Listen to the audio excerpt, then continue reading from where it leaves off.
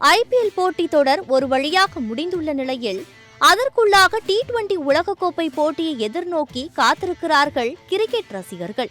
T20 உலகக்கோப்பையை கைப்பற்ற முழு வேகத்தில் அமெரிக்காவில் முகாமிட்டு இந்திய அணி வீரர்கள் பயிற்சியில் ஈடுபட்டு வருகின்றனர்.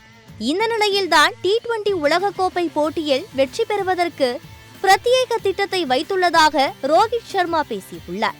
பலவிதமான வீரர்களை கையாள்வதுதான் கேப்டனாக தனக்கு இருக்க போகும் மிகப்பெரிய சவால் என ரோஹித் சர்மா கூறியுள்ளார்.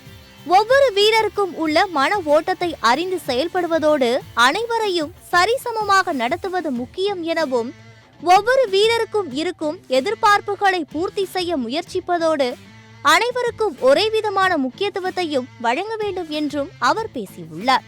கேப்டனாக தயாராவது போல வீரராகவும் தயாராக போவதாக கூறியுள்ள அவர், ஒவ்வொரு அணியின் புள்ளி விவரங்களை ஆராய்ந்து அந்தந்த வீரர்களுக்கு எப்படி பந்து வீசுவது என்ற நுணுக்கங்களை வகுப்பதில் கவனம் செலுத்த போவதாக தெரிவித்துள்ளார்.